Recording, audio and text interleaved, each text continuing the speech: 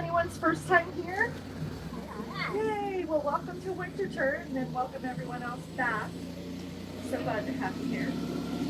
And this is the home of the DuPont family, and 3 generations of DuPonts lived out on this estate at one time. The last DuPont who lived here was Henry Francis DuPont, and he's the one that's mainly responsible for this beautiful garden you see around you today. These are actually, to the right, are called Butterbird, otherwise called tractor seeds, which they definitely look like tractor seeds. That was a new one I thought was kind of cute, so I was like, oh, I'm going to say that. But anyway, this is a naturalistic garden, meaning everything comes back the same way every single year. Unlike Longwood, we're not a formal garden, so all natural. So to the left, we have Azalea Woods. It is 8 acres of azaleas going all the way back.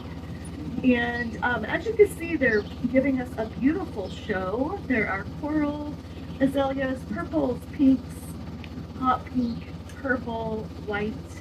And it's an awesome experience because you walk through a little path and you're surrounded by flowers from head to toe. And what a lot of folks do is they take the whole tour and they jump on another tram to get a ride up the hill to go to Azalea Woods. So you don't have to trek up that hill.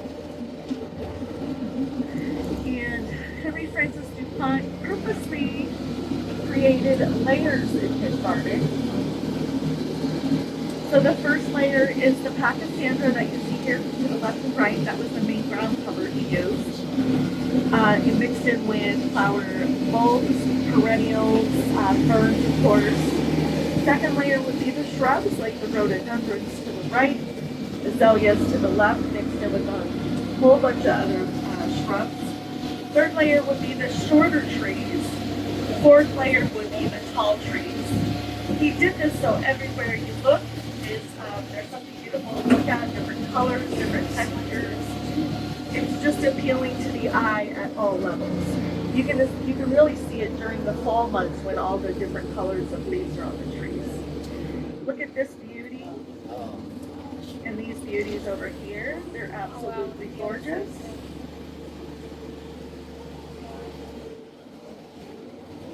He asked how many full-time gardeners we have. I think 22, but we have interns as well. Yeah.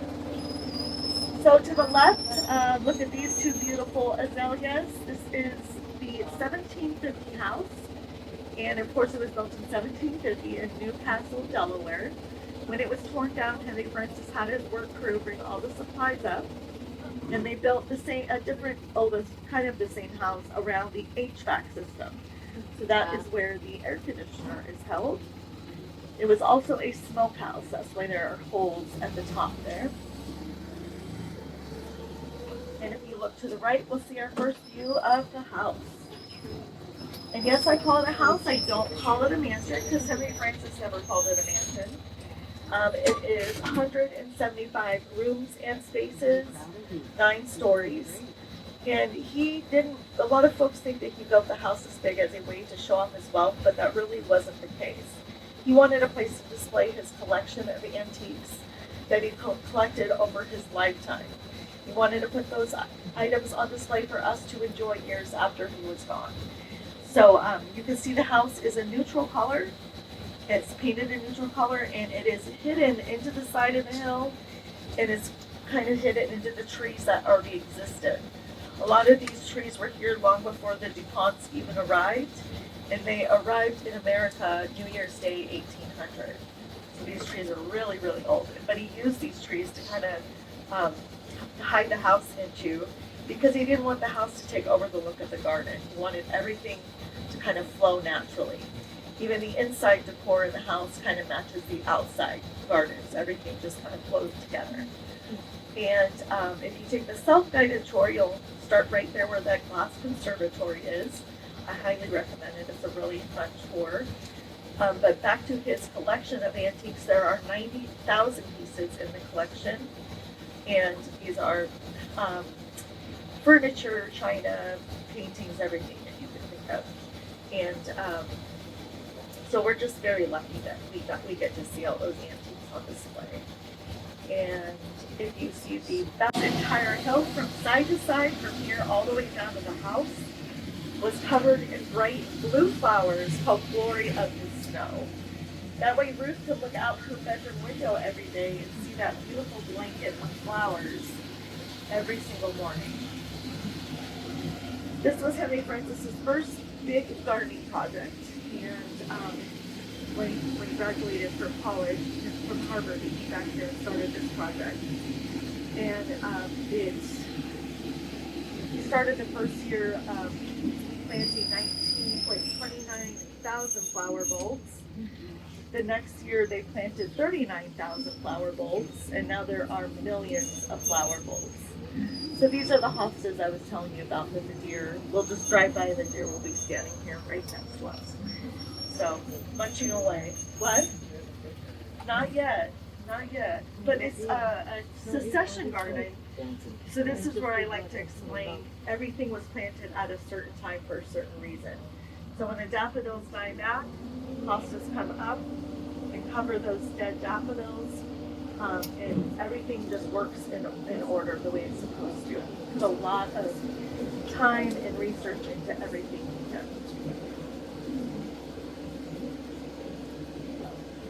We can see more azaleas from Enchanted Woods off to the left.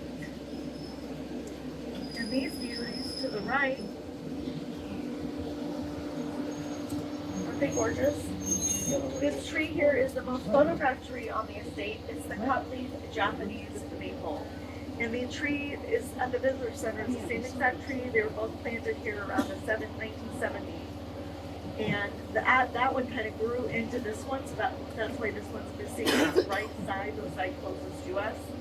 But I think it worked out better and it looks prettier because we can see those beautiful twisty inside branches. It almost looks like a bonsai tree or like it was in a painting or something. It's just beautiful. So sometimes nature just works itself out. This is a bridal bush right here to the right. And the beautiful magnolias, some of them are still hanging on. So pretty. This is magnolia bed. Off in the distance to the left, that is a golf course. That's where Henry Francis loved playing golf. He would play 9 holes forward, 9 holes back. He would also blare the New York Opera on a very large speaker system over by the Tennessee house that we just saw. So loud that you could hear it while he was playing golf. You own a house like this, you get to do what you want in all this land. Yeah. It is so funny. To the left is our Sergeant cherry trees. These two trees are supposed to only live to be 50 years old. They're both 107 years old now. They look happy. They don't look like they're going anywhere anytime soon. To the right is our pineta, all of our tone-bearing conifer trees. This is a hawthorn tree here. What's the big gay tree over there? I'm glad you. I don't usually talk about it because I don't know a lot about it, but it was torn down in a tornado. It was a very, very sad day for everybody here because it's one of the original trees. It's huge, yeah. Next to when you walk into the gallery to the right of the door, there's another piece of that tree and it explains everything about it. But there were lots of tears. People were really sad. To the left is our rolling hills, and basically you have 2 days to enjoy Winterthur. So if you paid for tickets today, you get 2 consecutive days. So feel free to come back tomorrow and walk around, hike, hit the trails. Usually there's surprises around every corner, from wild animals to different flowers. It's a lot of fun. To the right, we have our Latimer gates. These gates were given to the DuPonts from the Latimer family in Wilmington, Delaware. And one of my favorite things to do this time of year is take a walk through this gate, through the pineta, which is really shady and dark. Then you end up on one side of the Sundial garden, where at the end of this trail, you'll see flowers in every color of the rainbow. I took a picture about 3 years ago, and there's plumbago mixed in, which is like a purple blue. orange and yellow azaleas, which I didn't even know there was such a thing. Um, Flowering quince, blossom trees. It's absolutely breathtaking and a really fun experience. And it reminds me of the movie Wizard of Oz when it goes from black and white to color. You can see some of the color peeking through here, but it's really fun. And to the right is our gold false leaf cypress. If it grabs you, feel free to grab it back. And if you look in the middle, it looks like it's several different trees. It's one big specimen. And those are suckers from the original tree coming up underground, up above. And to the right, we have my favorite tree on the estate, the Dawn Redwood. I'm originally from California, so I love this tree. And it is the state champion for Dawn Redwoods in the state of Delaware. They go by the height of the tree, the size of the trunk, and the size of the canopy. That's a big plant. Yep, lots of lilacs here. To the right, we have our Sundial garden. This is where the DuPonts used to play tennis and croquet. The pine needle was used as a wind blocker for them when they were playing their games. When it became a museum in 1951, Henry Francis reached out to his friend Marion Coffin and asked her to help him design this formal garden. She ended up going on to become a very successful garden architect in her time and did a lot of beautiful gardens up and down the East Coast. She also did the garden next to the reflecting pool, which we will see later. And you can, if you want to look to the back right, you can see the yellow and orange azaleas, which are so pretty this time of year. But that's the area I was explaining earlier. There are more lilacs. And this beautiful tree to the left is our sycamore tree. And this tree has an interesting story. Around 1850, it developed core rot. So Henry Francis, of course, grew up around all these trees. You probably find this one a bunch of times when he was little. So he certainly didn't want to see it die. And he reached out to a group of arborists, asked them to fix the problem. And what they did is they made a hole towards the top of the trunk of the tree. They started digging all that core rot out of the inside of the tree, the trunk. And then they dug so much that one of the gentlemen was able to fit inside the trunk where he continued to dig. And once they got all the core rot out, they packed it with 14 tons of cement and railroad ties. So that's what's inside the trunk now. And the tree just kind of accepted it and kept growing. Sycamores are known to do that. The more I tell this story, the more people come to me and say that was very common back then, because sycamores are really resilient. But it's amazing. It's amazing. It's almost like filling a tooth cavity. Same concept, but the fact that they came up with that idea and it worked is amazing. And don't try that at home because you might not get the same results. Always have to put that little tidbit in. So these are the azaleas that I wore this shirt for. I wanted to match these beauties. Aren't they gorgeous?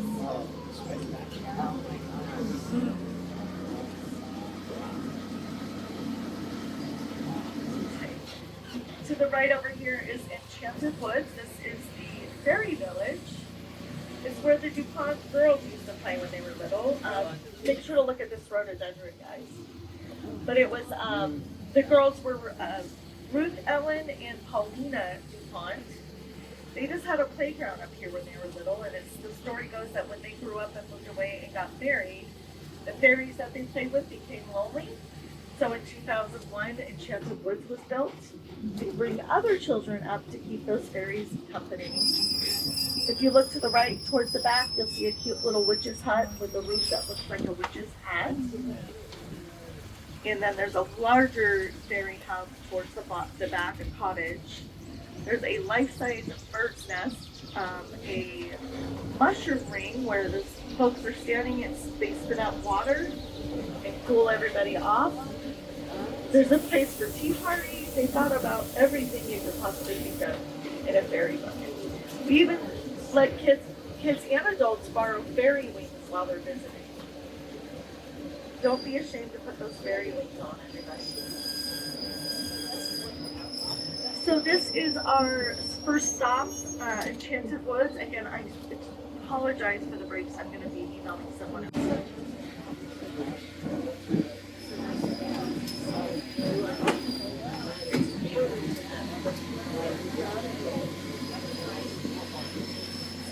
So right here to the right is the reflecting pool where the DuPont used to entertain all their guests and have all their parties.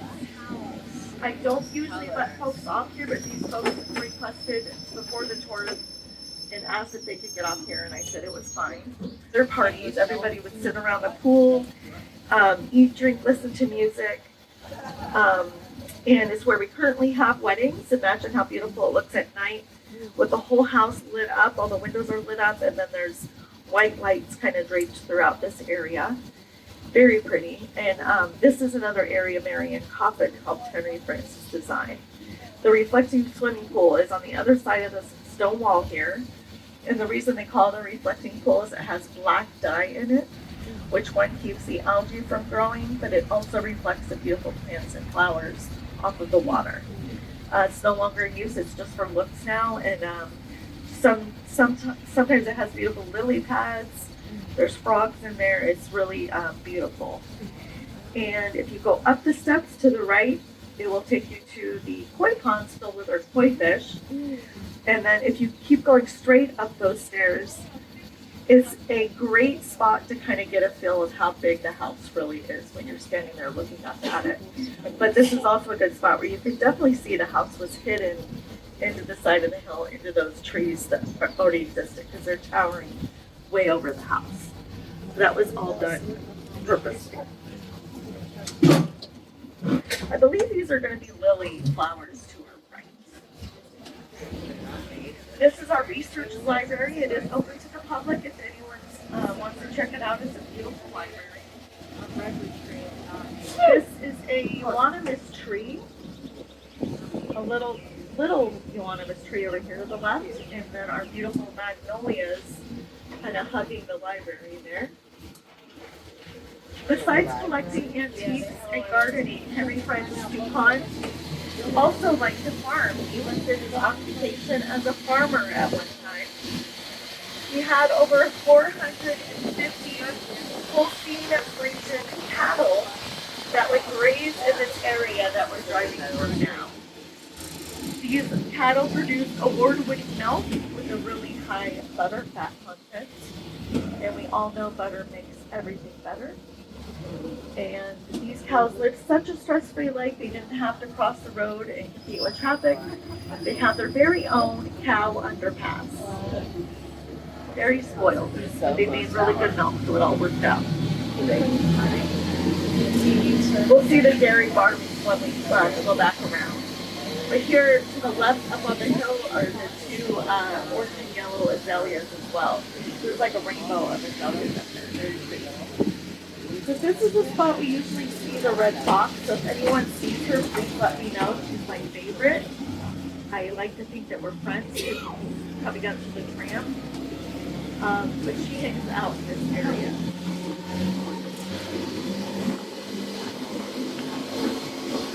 So when Winterthur was in full operation, there were about 200 employees that lived and worked here. Everyone had a job to do.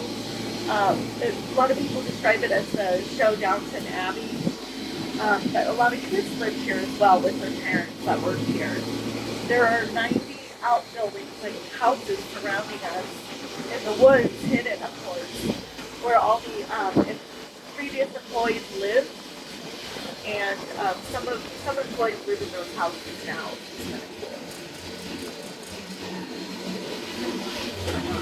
Nice. They're all over, yeah. They go all the way out to the golf course and all that.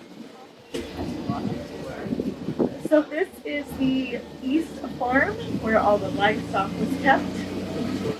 This is what the duck pond, but I call it the turtle pond, because the ducks don't hang out. And the reason they don't hang out is this big ugly guy hanging out on the log. The snapping turtle. Isn't he? He's a beast. So they don't hang out in this pond because of that. And they hang out in that pond. Runs right in. I know. He's huge. Take it back there.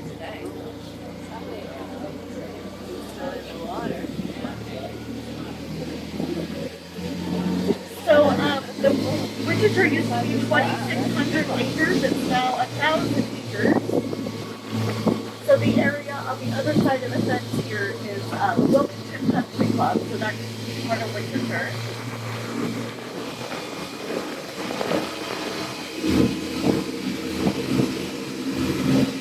And the area back over here behind the railroad station, where you see the line of trees, that is Brandywine Creek State Park. That used to be part of Winterthur as well. And we're going to see to our right the beautiful train station. And it's no longer in use, of course. They did use it back in the day, but it's no longer in use. The train still comes by. It just goes straight through to Reading, Pennsylvania. One of our lucky employees gets to live at that house. And I decided that I'm not going to even add my name to the list. I'm just going to make friends with this guy by baking him a pie and bringing it over and asking him if I could see his house. It's so beautiful. He gets to see all the wildlife around here too, and he's got the best spot. So when this all fills in, we're going to have red-tipped grass, a lot of perennials. Last October, myself and my whole tram got to see 4 bucks hanging out over here. And all we could see was their antlers right above the red grass. It was really cool. Nice crop of wolfbeets back there. Yeah. Yeah. Yeah, tons of butterflies too.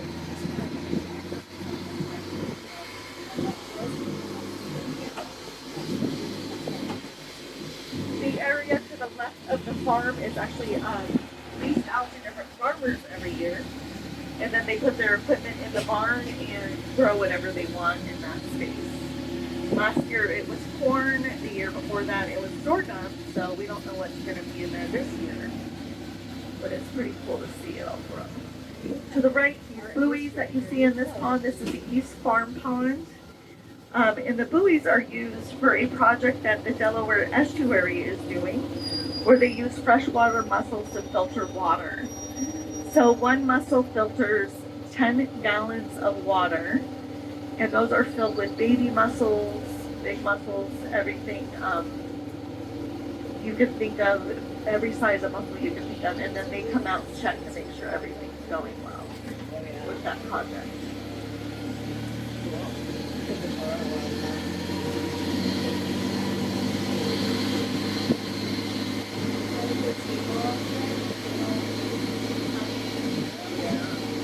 And to the right over here is our rock quarry garden. The underground area is closed off because they're fixing the railing, but you can look at the garden from a bird's eye view, which is really cool because all the perennials are growing back there, as you can see. Lots of color.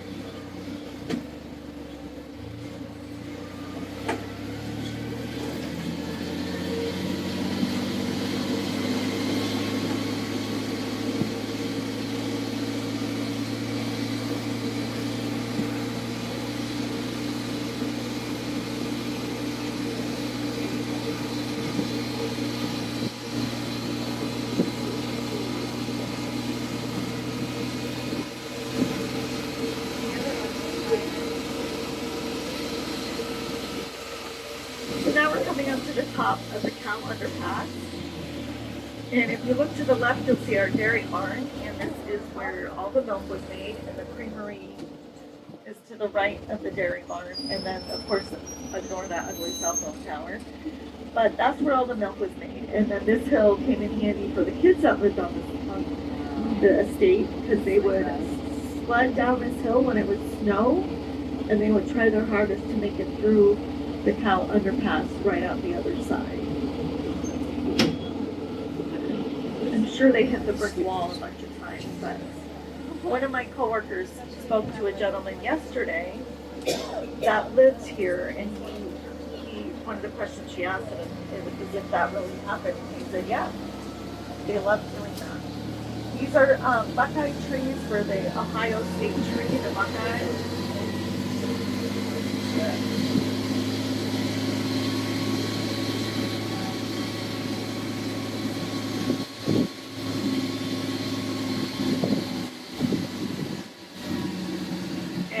right, we get to see most of the house we can on the estate, but still not all of it. 175 rooms and spaces, 9 stories. And that area down below, that glass area, is the Campbell's Family soup tureen collection on display. They're not your average soup tureens. They're beautiful works of art. Some of them are hand painted, and they're really fun to look at. When they decided to make this a museum around 1951, the family had to relocate from the big house across the street to what they called the cottage. When you see it, you'll see that it's not really a cottage. They made it 50 rooms, and it's now where our gift shop stands, right over here.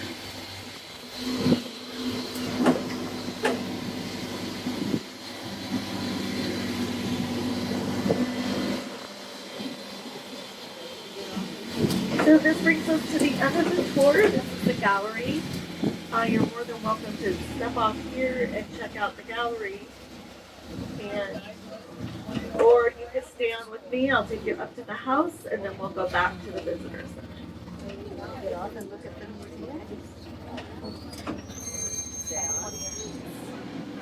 Don't let the geese. Hello, Mr. Goose. Or Mrs. Goose.